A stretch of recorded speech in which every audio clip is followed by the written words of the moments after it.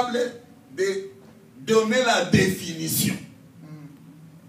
Parce que vous savez, vous ne pouvez pas dire que vous croyez à quelque chose que vous êtes d'emblée, premièrement, incapable de définir à quoi vous avez cru. C'est ainsi que Jésus, avec ses apôtres, tellement que la foule était autour de lui, il n'a pas manqué l'occasion de leur poser cette question. Qui suis-je? Parce que eux tous disaient qu'ils ont cru en lui et les suivaient. Mais Jésus n'a pas manqué cette opportunité. Comme aujourd'hui, nous avons cette opportunité, nous saisissons cette opportunité pour vous demander, est-ce que vous êtes capable de répondre à cette question? Qu'est-ce que l'évangile éternel? Alors il y a ceux qui vous disent, l'évangile éternel, oh, c'est le pourquoi de chaque chose. Oh, l'évangile éternel, oh, mais c'est l'évangile. L'évangile éternel, bon, c'est aussi l'évangile de la grâce, c'est aussi l'évangile. Mais dis, si la Bible dit l'évangile du salut, l'évangile de la grâce, mais nous croyons dans cette Bible que, selon cet évangile que nous prêchons, que tout ce que Dieu fait, l'a fait pour un but. Amen. Chaque phrase de cette Bible cache derrière elle un mystère. Chaque virgule de cette Bible cache un secret. Je vous ai dit la fois passée, si réellement, parce que l'enlèvement c'est pour un petit nombre, l'enlèvement ne peut pas être pour les multitudes. Jamais.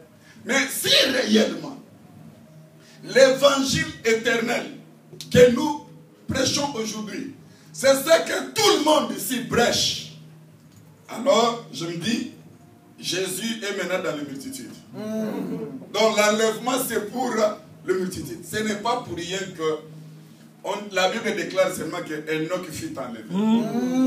Ce n'est pas pour rien la Bible dit Élisée fut enlevé. Élie plutôt fut enlevé. C'est la minorité. Et Jésus-Christ dit lui-même, quand vous lisez cette parole, qu'est-ce qu'il déclare Jésus? Il dit la porte étroite. Mais c'est pour vous dire, l'enlèvement, c'est pour... L'enlèvement, je le répète, suivez trop bien mes frères bien-aimés. L'enlèvement, c'est pour la minorité. Et Jésus dit dans sa parole, encore une promesse, il dit,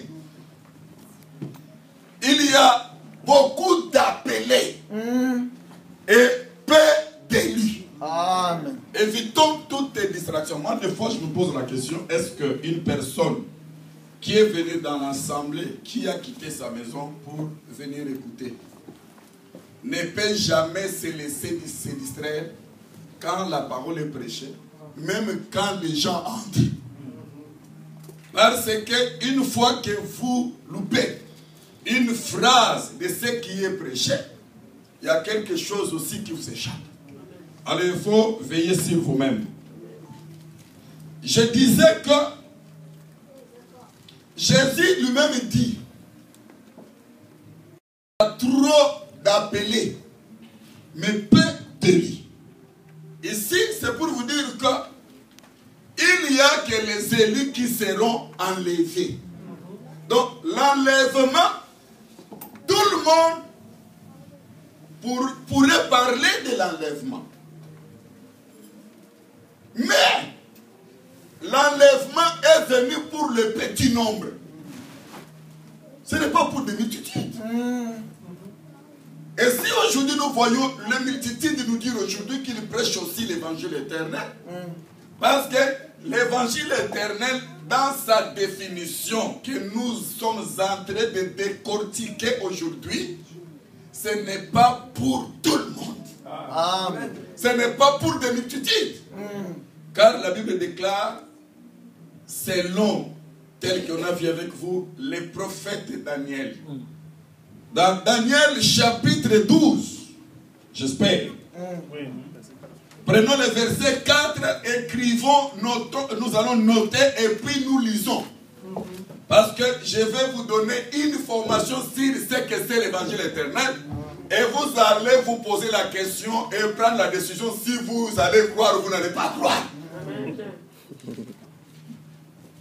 Daniel chapitre 12, verset 4. Oui. Toi, Daniel, tiens secrète ces paroles et scelle les livres jusqu'au temps de la fin. Plusieurs alors les liront et la connaissance augmentera. Verset 9 maintenant. Il répondit, va Daniel, car ces paroles seront tenues secrètes et scellées jusqu'au temps de la fin. Plusieurs seront purifiés, blanchis et éprouvés. Les méchants feront le mal et aucun des méchants ne comprendra. Mais ceux qui auront de l'intelligence comprendront. Amen.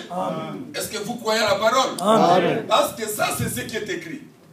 Chaque fois qu'on lit une écriture, il faut que celui qui est en toi, si c'est celui qui avait écrit l'écriture, va crier Amen à ce que lui-même avait écrit. Et ça, c'est très important. On reconnaît aussi les symptômes des Élie par ces choses. L'écriture déclare que le prophète Daniel, nous allons comprendre qui est un prophète dans ça. Un prophète comme Daniel, le prophète c'est celui qui annonce donc l'avenir. Est-ce que vous comprenez avec moi? Le prophète annonce l'avenir. Il dit, Dieu lui a dit, toi Daniel, tiens secrète ces choses.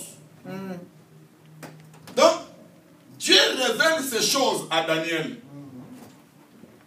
Il donne à Daniel ces choses-là. Cette chose. Mais il dit à Daniel, attention, ce que tu as reçu ici, tu dois garder ça secrète. C'est-à-dire, ceux qui sont avec toi, ceux de cette génération-là, ne doivent pas connaître ce qui est là-dedans. Vous comprenez, mes frères? Des fois, quand nous parlons ces choses, les gens pensent que nous sommes des orgueilleux. Mais c'est de la fierté. Surtout l'amour de connaître ces choses. C'est pourquoi quand nous voyons les tricheurs et les perroquets répéter, nous disons Dieu merci. Au moins, ils répètent ce que l'originalité a dit. Est-ce que vous comprenez ça trop bien? Il faut que cette parole vous donne de l'amour. Cette parole que Jésus n'a pas tressailli de joie parce qu'il a eu la voiture. N'a pas tressailli de joie parce qu'il a eu des grandes maisons. Donc il dit, Père, parce que tu as caché ces choses, voici la joie de Jésus. Jésus qu'on parle qu'il est l'amour. Mais il loue Dieu parce qu'il a caché ces choses. Est-ce que vous comprenez bien?